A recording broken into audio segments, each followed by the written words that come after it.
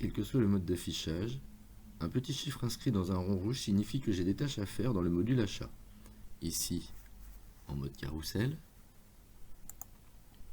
ou ici, en affichage classique. Quand je clique sur Accueil achat, l'application ouvre mon bureau des tâches à faire. J'y retrouve mes projets de bons de commande que je n'ai pas encore validés. Si j'en ai beaucoup à gérer ou si j'en recherche en particulier, je peux choisir de les afficher selon des filtres que je vais pouvoir définir dans mes commandes à traiter. Par défaut, l'application affiche une fenêtre qui lance une recherche avec comme seul filtre toutes les commandes sur lesquelles j'ai une action à effectuer. En cliquant sur Modifier les critères, ici, je vois apparaître le filtre défini par défaut qui est ici. Il s'agit de mes commandes à traiter. J'enlève ce filtre et je lance la recherche. Je vois alors toutes les commandes sur lesquelles j'ai des droits, même si je n'ai pas d'action à effectuer dessus. Ici, il est possible d'ouvrir une commande en cliquant dessus. Voilà. Je la ferme. Mais aussi d'envoyer la liste des commandes proposées par l'application vers Excel en cliquant ici en haut à droite sur l'icône Exporter vers tableur. J'ouvre une liste de commandes avec Excel, ce qui me permet de traiter cette liste. Je referme Excel.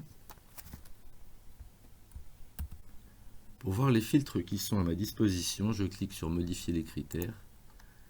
Et donc je peux effectuer ma recherche via l'objet de ma commande, des mots ou des parties de mots, par le fournisseur, par la nomenclature d'achat, par un marché, voire sa tranche, par un service émetteur. Alors attention, pas par le service gestionnaire ici, puisqu'on ne saisit pas dans la commande. Je peux aussi chercher par article budgétaire. Sur la droite, j'ai d'autres critères de recherche. Je peux rechercher sur une fourchette de numéros de commande avec un mini et un maxi, sur une période avec une date mini, une date maxi, sur une tranche de montant avec pareil un montant mini, un montant maxi, sur un budget annexe auquel j'ai accès, en fonction de l'état d'avancement de la commande, de en projet à payer ou rejeter, en fonction de la section investissement ou fonctionnement, ou celle que j'ai cochée comme urgente. Si je recherche mes commandes en choisissant souvent les mêmes critères de sélection, je peux enregistrer ma recherche afin de pouvoir la relancer plus tard. Je n'aurai plus alors à reparamétrer mes filtres. Par exemple, je filtre sur les commandes que j'ai typées urgentes. Je coche la case. Je vais enregistrer ma recherche, mes commandes urgentes. J'enregistre. Je vais fermer l'onglet. Et quand j'ouvre la gestion des commandes, j'ai ici accès à ma recherche